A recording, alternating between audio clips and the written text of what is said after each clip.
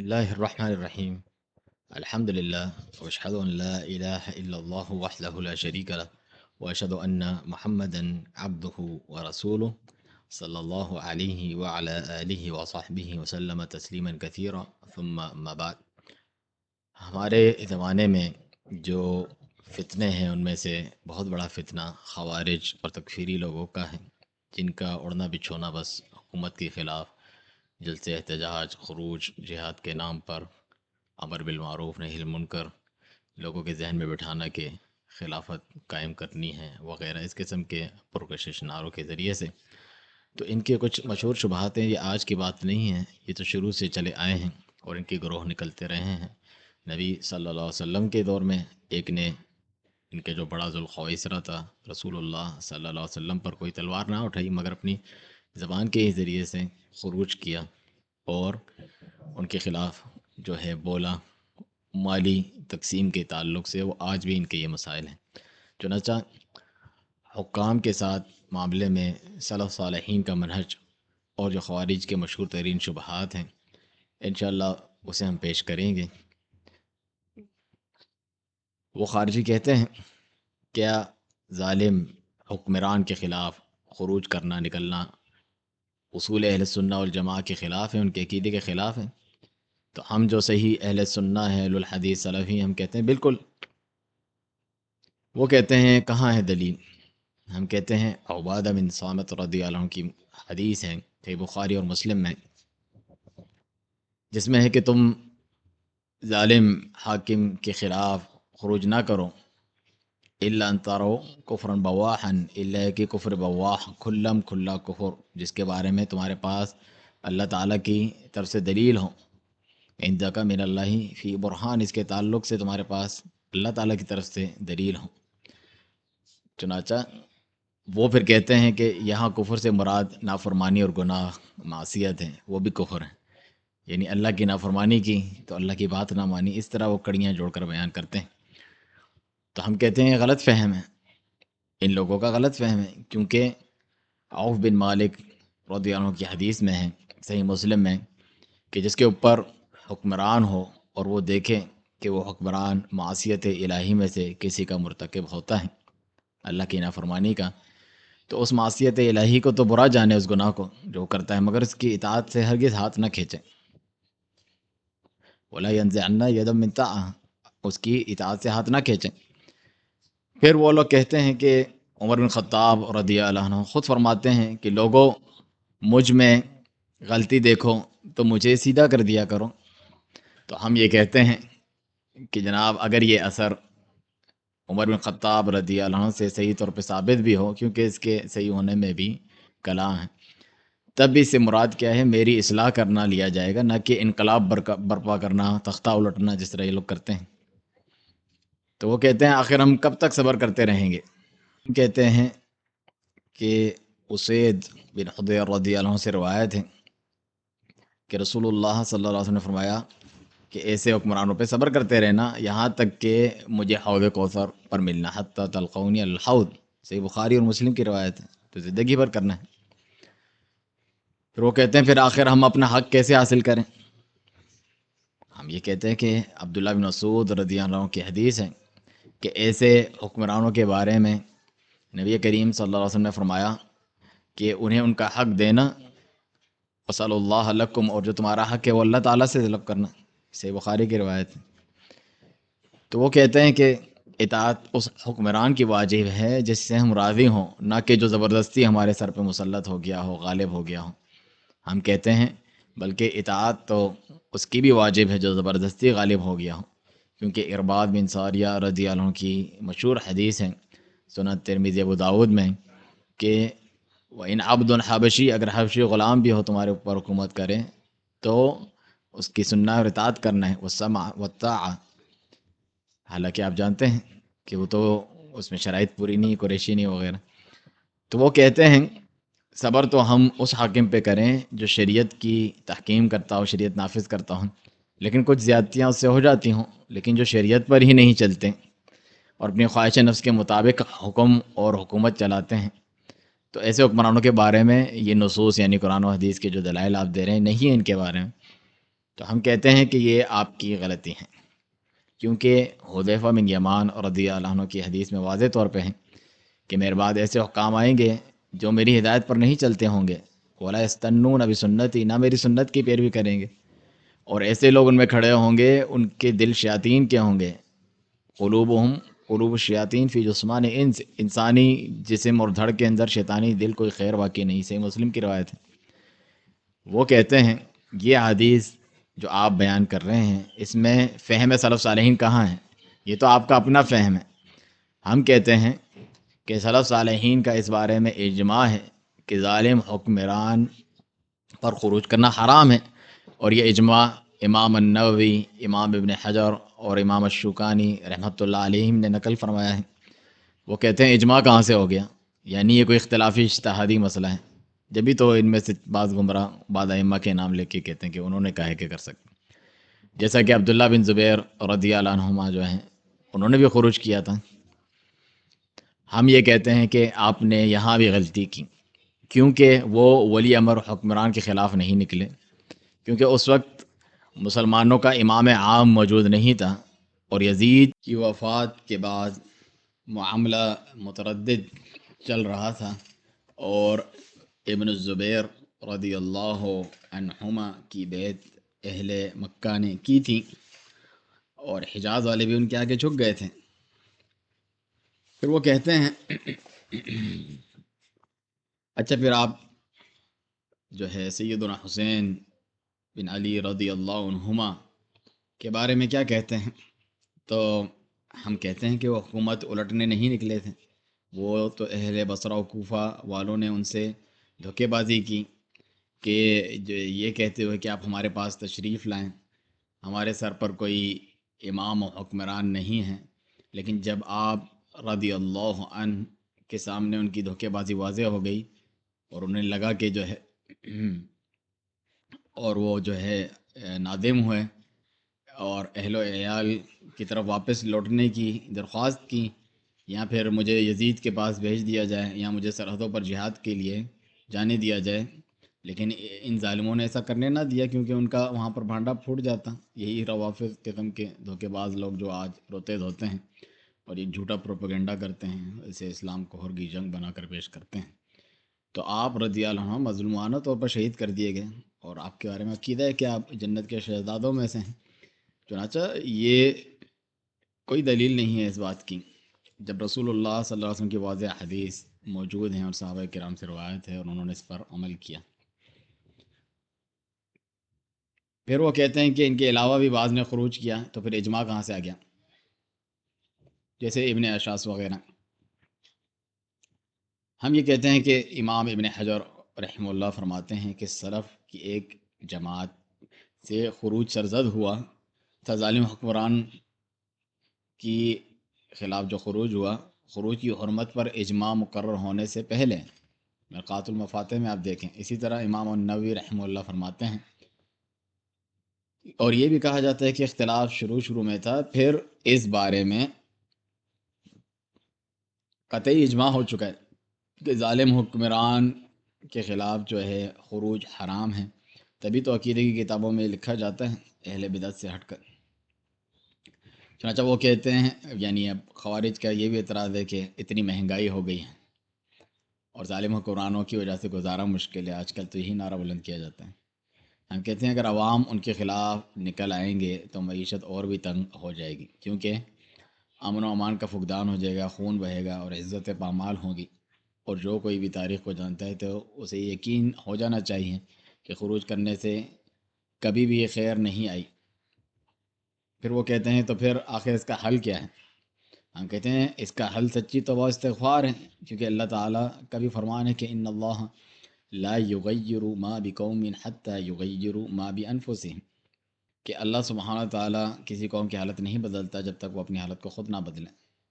اپنے کرتوتوں کو کی اصلاح کریں، لہذا شرک کو تبدیل کریں، توحید سے، بدعت کو تبدیل کریں سنت سے، اور گناہوں کو تبدیل کریں اللہ کی اطاعت اور نیکی سے۔ آخر جتنی بھی چیزیں ہیں بری کو اچھی سے تبدیل کریں گے تو یہ حقیقی تبدیلی ہے، نیچے سے اوپر تک تبدیلی جاتی ہے،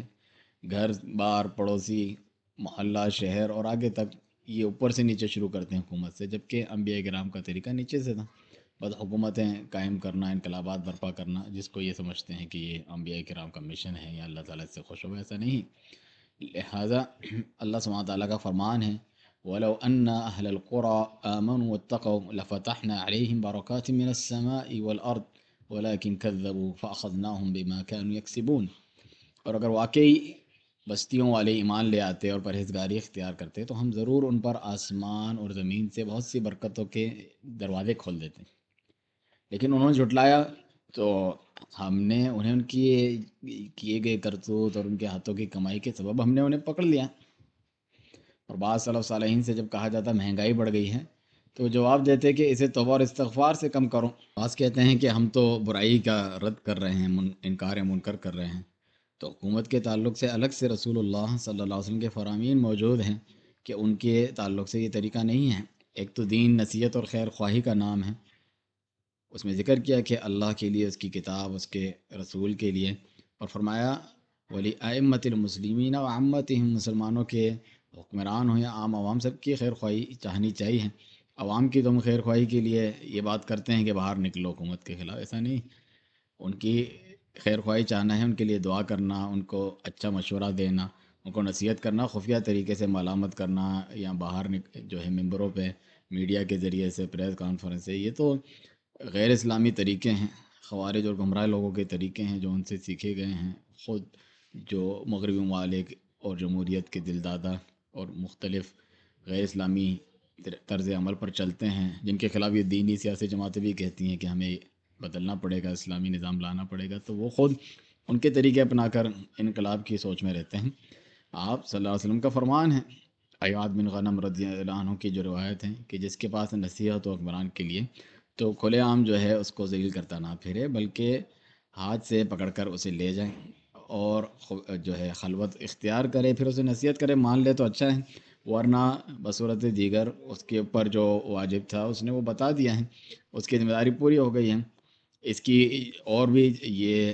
السنہ لابن ابی عاصم کی صحیح روایت ہے، اس کے علاوہ بخاری میں بھی ہیں۔ صحابہ کا فہم بھی آپ دیکھیں، وہ یہی سمجھے ان احادیث سے۔ چنانچہ اسامہ بن زید رضی اللہ عنہ جو ہیں، ان سے کہا گیا کہ یہ جو فساد ہو رہا ہے، عثمان رضی اللہ عنہ کے خلاف بغاوت اور ان کی حکومت چلانے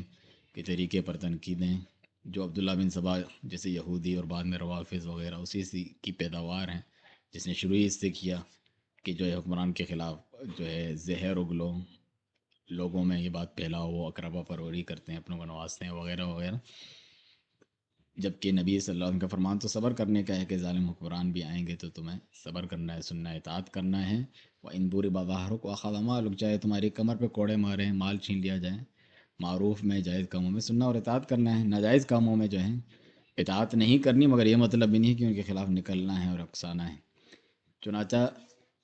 عوام یہ چاہتے ہیں کہ حکومت ان کے مطابق چلائی جائیں یا ہمارے مطالبات پورے کیے جائیں، اور یہ بھی اعتراض کے جو ہیں ہم کہاں سے انہیں نصیحت کریں، ان تک پہنچنے کا ذریعہ نہیں۔ چنانچہ سعید بن جمحان اور رحمہ اللہ کہتے ہیں کہ ایک مرتبہ میں ابن ابی اوفا رضی اللہ عنہ کی خدمت میں حاضر ہوا، بتایا کہ میرے والد کو ہزار کا خوارج نے قتل کر دیا، انہوں نے خوارج پر لعنت کی نبی صلی اللہ علیہ وسلم کے فرامین کی روشنی میں، اور کہا کہ وہ کلاب النار، جہنم کے کتے ہیں، حالانکہ وہ دین کی غیرت لے کے اٹھ رہے ہوتے ہیں حکمرانوں کے خلاف۔ تو اس پر سعید نے کہا، جن کے والد کے ساتھ یہ کچھ کیا تھا، تو کہا کہ حکمران بھی تو صحیح نہیں ہے، ظلم اور ناانصافی کرتے ہیں۔ تو انہوں نے میرا ہاتھ زور سے دبایا، چٹکی کاٹی اور فرمایا، اے ابن جمحان،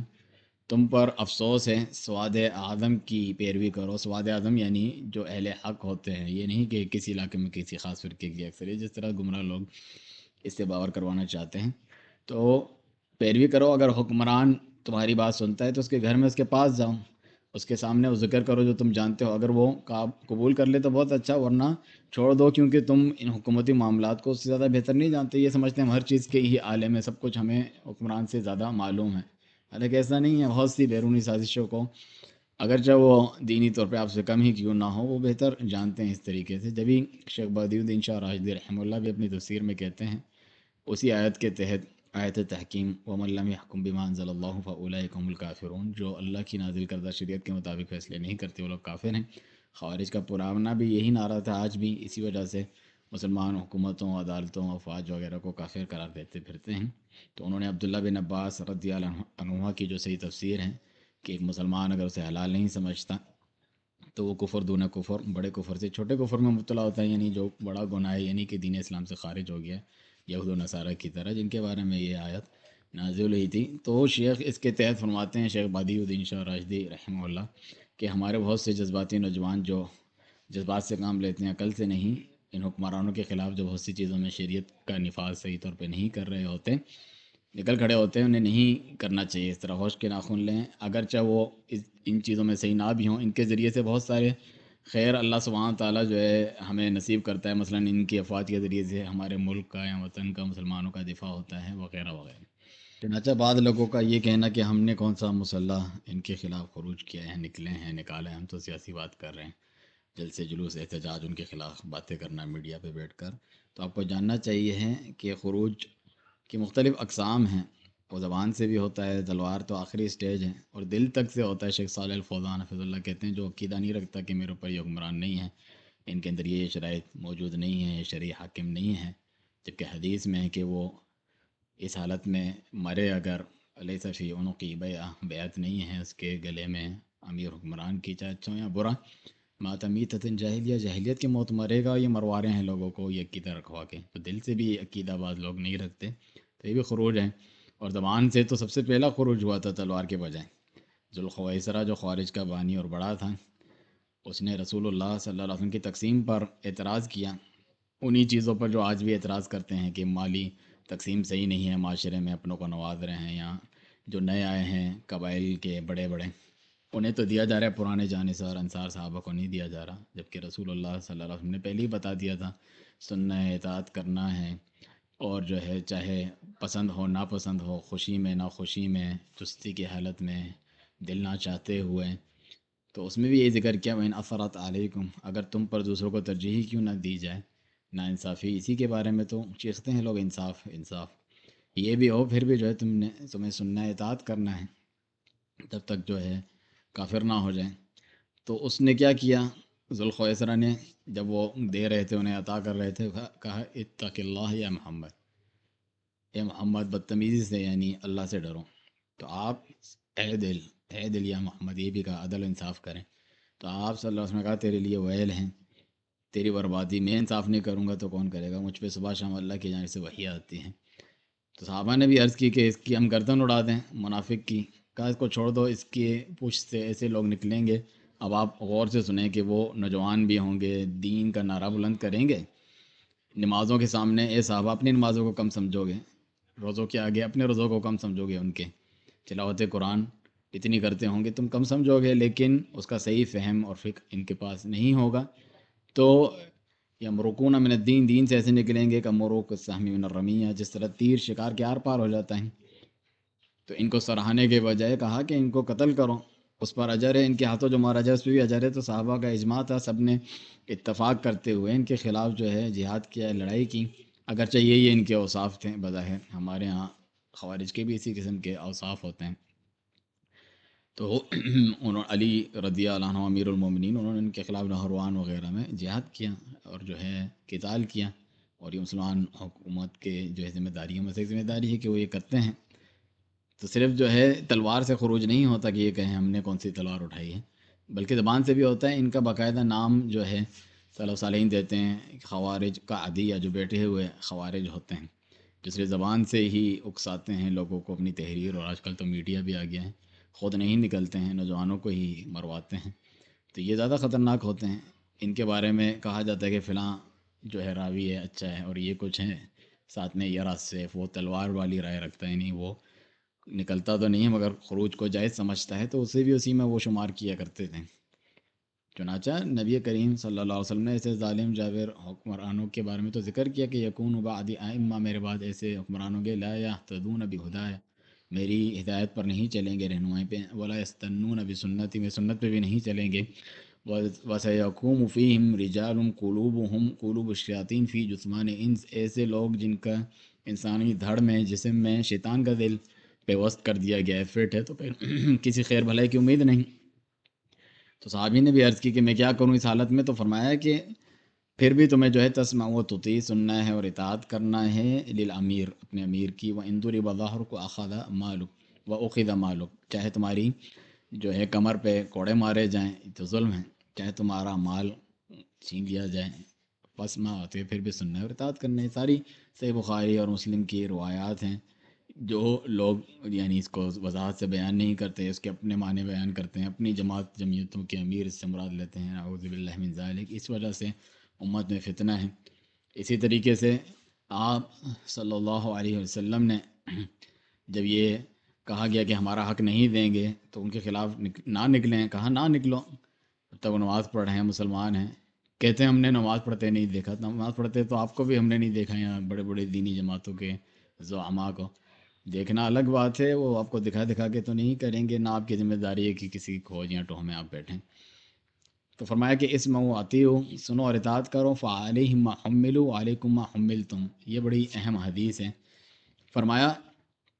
کہ تم سنو اور اطاعت کرو، یہ بھی صحیح مسلم وغیرہ میں ہے، ان کے ذمہ وہ ہیں، یعنی اللہ تعالیٰ ان سے کڑا حساب لے گا، جس طرح حدیث میں ہے کہ جو رعایا کی خیر خواہی نہیں چاہتا، اللہ سبحانہ تعالیٰ اس سے کڑا حساب لے گا، جہنم میں وہ چلا جائے گا، چاہے کتنے ہی جو ہے کم عوام کسی کے ماتحت کیوں نہ ہو۔ تو ان سے ان کی ذمہ داری کے بارے میں پوچھا جائے گا، جب ہی صحابہ کو منع کیا جاتا کہ تم جو ہے عہدہ خود طلب نہ کرو، یہ تو دینی جماعتیں بن کر بھی عہدہ طلب کر رہے ہوتے ہیں، الیکشن جو کافروں کا طریقہ ہے، انتخابات وغیرہ اس کے ذریعے سے آنے کی کوشش کرتے ہیں، جبکہ جو مانگتا ہے کہ ہم اسے دیتے نہیں، کیونکہ وہ فتنے میں مبتلا ہوگا، وہ تو اس کی خواہش رکھتا ہے، جسے نہ چاہتے ہوئے مل جائے تو اللہ تعالیٰ اس کی مدد کرتا ہے اس اپنی ذمہ داری سے عہدہ برا ہونے کے لیے۔ تو ان سے ان کے بارے میں سوال کیا جائے گا، وعلیکم ما حملتم، تم سے تمہارے بارے میں کہ تمہیں ان کی سماع و اطاعت کرنی تھی، تمہیں یہی کہا ہے۔ انہیں جو ہے حکمران کو جو رعایا کے حقوق دینے تھے، ان سے ان کے بارے میں پوچھا جائے گا، تم اس کی ذمہ داری بھی اپنے سر لے رہے ہو۔ ہمارے ہاں یہی ہوتا ہے، والدین ہوں، اولاد یا بیوی، وہ اپنے حقوق کی بات کر رہے ہوتے ہیں، فرائض کی نہیں کرتے۔ فرائض تم ادا کرو، تمہارے حقوق تمہیں جاننا اتنا ضروری نہیں ہے جتنا دوسرے کو، وہ ادا کرے گا اسی سے پوچھا جائے گا۔ تو ہم اللہ سبحانہ تعالیٰ سے اپنا حق طلب کریں، جس طرح دوسری حدیث میں ہے کہ تؤدون الحق الذی علیکم تسألون اللہ الذی لکم، جو میرے پہلے بھی ذکر کی، اللہ سے اپنا حق طلب کرو، کیونکہ اللہ سبحانہ تعالیٰ انہیں ایسے تو نہیں چھوڑے گا، آپ سمجھ رہے ہیں کہ ان کی چھوٹ ہو جائے گی، نہیں، بلکہ فرمایا صحیح بخاری میں کہ اعطوہم حقہم فإن اللہ سائلہم عما استرعاہم، انہیں ان کا حق دو، اللہ سبحانہ تعالیٰ ان قریب ان سے بھی پوچھے گا جو ان کے ماتحت رعایا دی گئی تھی، بلکہ ہر انسان سے پوچھے گا، مرد سے بھی پوچھے گا، گھر کا سربراہ اپنی فیملی کے بارے میں، عورت سے جو ہے شوہر کے مال بچوں کے بارے میں، غلام تک سے، غلام تو غلام ہے، وہ کوئی آقا تو نہیں ہے کہ وہ اس کے ماتحت کوئی، وہ کسی کے ماتحت ہے تو آقا کے حقوق ادا کیے تھے نہیں۔ تو کلکم راعٍ وکلکم مسئول عن رعیتہ، اس کی لوگ پرواہ نہیں کرتے، فوراً حکمران پہ چلے جاتے ہیں۔ جس طرح والدین ہیں، ان کے کتنے حقوق ہیں اللہ سبحانہ تعالیٰ کی توحید کے بعد، بندوں میں سے سب سے زیادہ ان کے حق ہیں، لیکن ان کے حقوق کے تعلق سے آپ دیکھیں آداب، اخلاق وغیرہ ان کتابوں میں ذکر کیا جاتا ہے، حکمران کے حقوق کے تعلق سے عقیدے کی کتاب میں ذکر کیا جاتا ہے۔ اس کی وجہ بھی یہی، اس کی اہمیت ہے کہ اہل بدعت اس تعلق سے گمراہ ہیں، باقی جو انسانوں کے حقوق کو تو ہر کوئی مانتا ہے۔ آپ کے بھائی، والد وغیرہ کوئی غلطی کریں تو آپ ممبر پہ چڑھ کے یا میڈیا پہ بیٹھ کے تو ان کو ذلیل رسوا یا نصیحت کے نام پر باتیں نہیں کرتے نا، ان کو بھی خفیہ نصیحت کی جاتی ہے، وہ تو پورے قوم کا سربراہ اور والد ہوتا ہے، تو اس کی بھی جو ہے عزت اور احترام وغیرہ کے تعلق سے حدیث باقاعدہ موجود ہیں کہ من اہانا سلطان اللہ فی الارض، اللہ نے زمین پہ جس کو بھی بنا دیا ہے تمہارا حکمران، اس کی اہانت کی اس نے، تو جو ہے اللہ سبحانہ تعالیٰ اسے ذلیل و رسوا کرے گا۔ چنانچہ ان چیزوں کا خیال جو رکھتے ہیں، سلف صالحین کے طریقے پر چلتے ہیں، وہی ہدایت پر ہیں، باقی جو مختلف طریقے استعمال کرتے ہیں گمراہی کے، وہ جائز نہیں ہیں۔ خفیہ نصیحت کا طریقہ آپ کے سامنے ذکر کیا، موجودہ دور میں تو ای میل، فیکس اور ان کے دیگر چیزوں کے ذریعے سے بھی بات پہنچائی جا سکتی ہے، بلکہ کہا جاتا ہے کہ حدیث میں تو ہے کہ افضل الجہاد، بہترین جہاد افضل کون سا ہے، کلمۃ حق عند سلطان جائر، کلمہ حق بلند کرنا ظالم حکمران کے سامنے۔ تو یہاں پر بھی عندہ ظرفیہ ذکر ہے، یعنی اس کے پاس جا کے، اس کی تو ہمت ان میں نہیں ہوتی، پیچھے بڑھ بڑھ کرنا بولنا آسان ہوتا ہے، کیونکہ وہاں پہ جان کا بھی خطرہ ہے، مار بھی دیا جا سکتا ہے، اور اس میں اخلاص بھی زیادہ ہے کہ کسی نے نہیں سنا اور میں نے نہ میری واہ واہ ہوئی، نہ اس کو برا ثابت کر کے اپنے کو اچھا اور غیرت والا ثابت کر کے مجھے کوئی حکومت میں کچھ مل سکتا ہے، نہیں۔ جس طرح پریس کانفرنسیں یا احتجاجی جلسے جلوس کرتے ہیں تو وہاں پر اچھی خیر خواہی ہوتی ہے، اس کی اصلاح ہونی ہوتی ہے تو ہو جاتی ہے، نہ حجت تمام ہوتی ہیں۔ جب اس کو افضل الشہداء بھی کہا، جو حکمران سے اکیلے مل کر اس کو نصیحت کر رہا تھا تو اس نے جو ہے اس کو قتل کر دیا کیونکہ اس کے پاس طاقت ہے۔ تو اس کے بند کمرے میں وہ ایک دو وزراء ہوں یا وہ بھی نہ ہوں، تو یہ زیادہ جو ہے خلوص اور سنت پر مبنی نصیحت ہیں، نہ کہ سب کے سامنے ذلیل و رسوا کرنا اور چیخنا اور چلانا۔ اس میں تو کوئی نصیحت کا پہلو نہیں ہے، بلکہ اس کو تو نفاق کا ہے نا، کہ یہ نفاق ہی ہے کہ اس کو اپنے بھی کوئی اندر دل میں لالچیں اور نیت خراب ہوتی ہیں، جس طرح ذوالخویسرہ نے بھی مال کے لیے ہی یہ بات کی تھی۔ چنانچہ ابو درداء رضی اللہ عنہ فرماتے ہیں ان اول نفاق المرء طعنه علی امامی، بلا شبہ کسی شخص کے نفاق کی ابتدا اس کے حکمران پر تان سے شروع ہوتی ہے۔ چنانچہ یہ عبداللہ بن سبا یہودی وغیرہ یہ کام کرتے تھے، جو ہمارے سلف صالحین ہیں وہ تو اس سے منع کرتے تھے، صبر کرتے۔ انس بن مالک رضی اللہ عنہ وغیرہ کہتے کہ صبر کرو، حجاج بن یوسف ظالم جو صحابہ تک کو قتل کرتا تھا، کہ صبر کرو، حوض کوثر پہ نبی صلی اللہ علیہ وسلم تک ملنے تک آنے والا دور اور بھی زیادہ ظلم و ستم والا ہوگا۔ عبداللہ بن عمر بھی وہ کرتے ہیں، بیعت کرتے حکمران جو بھی آتا چاہے یزید ہوتے ہیں، اور کہتے جو یہ نہیں کرتا میں غداری نہیں کر سکتا، میں سنت کے مطابق بیعت کر رہا ہوں، اور یہ تمام چیزیں وہ لوگوں پر ظاہر کرتے، بتاتے سنت کے مطابق۔ اور امام احمد بن حنبل رحمہ اللہ کیا فرماتے ہیں، حالانکہ انہیں کسی دنیاوی لالچ ہے جس طرح موجودہ دینی لوگ کرتے ہیں وہ نہیں، بلکہ عقیدے کے معاملے میں زد و کوب کیا گیا حکومت کی طرف سے، پھر بھی انہوں نے صبر کیا اور ان کو امیر المومنین سمجھتے اور کہا کرتے تھے، اور کہتے کہ لوکان علی دعوۃ مستجابہ، اگر میری کوئی قبول ہونے والی دعا ہوتی، اسی قسم کا قول فضیل بن عیاض رحمہ اللہ سے بھی ثابت ہے، تو میں اسے خاص کر دیتا حکمران کے لیے، اس کے ذریعے سے پوری رعایا میں بھی جو ہے خیر اور بھلائی آتی ہے۔ امام حسن بن علی البربہاری رحمہ اللہ تو کہتے ہیں اہل سنت کی نشانی حکمران کی اصلاح کی دعا کرتے ہیں، اور جو اہل بدعت کی نشانی ہے کہ ان کے خلاف جو ہیں بد دعائیں کرتے ہیں، چیختے چلاتے ہیں اور لوگوں کو اکساتے ہیں۔ چنانچہ نبی کریم صلی اللہ علیہ وسلم کے طریقے پر چلنے والے اور صحابہ کرام رضی اللہ عنہم صلی صالحین کے طریقے پر چلنے والوں کا یہ طریقہ ہے جو بالکل ہی الگ ہے خوارج، تکفیری، اقامت دین، خلافت کے نام پر بلانے والے، مودودی سے لے کر جتنے بھی سید کتب، حسن البنا، جماعت الاسلامی، اخوان المسلمین، اور جو ان کے ایگریسو قسم کے جہادی گروپ ہیں، داعش ہوں، القاعدہ ہوں،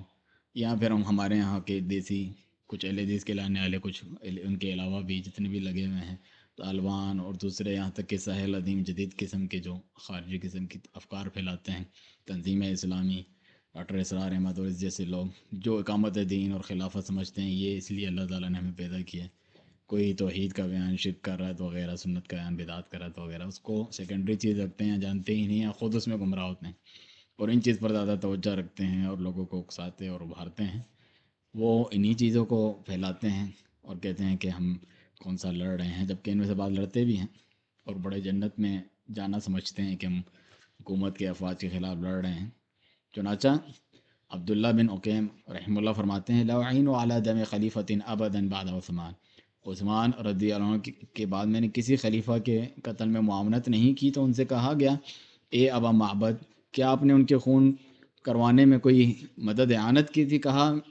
انی لاعد ذکر مساویہ عونا علی دمی، میں ان کی برائیاں ذکر کرنا جس طرح ہمارے یہاں مجالس میں بیٹھ کے شروع ہو جاتے ہیں لوگ،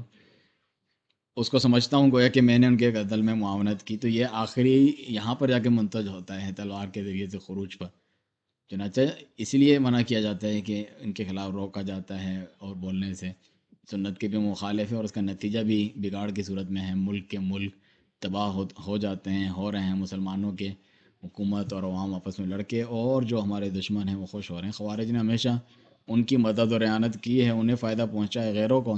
اور اپنوں کو ہی قتل کرتے ہیں، جس طرح حدیث میں بھی ہے کہ اہل اوثان کو چھوڑتے ہیں، اہل اسلام سے جو ہے لڑتے بڑھتے ہیں۔ چنانچہ اللہ سبحانہ تعالیٰ سے ہم یہ دعا کرتے ہیں کہ امت کو ہر قسم کے تفرقے بازی، شرک، بدعت، کفریات، خروج خارجی تکفیری گروہوں، شخصیات، مناہج سے بچائیں، محفوظ رکھیں، اور انہیں کتاب و سنت پر فہم اور منہج سلف صالحین کے مطابق چلنے کی توفیق عطا فرمائے۔ وسبحانک اللہم وبحمدک، اشہد ان لا الہ الا انت، استغفرک واتوب الیک۔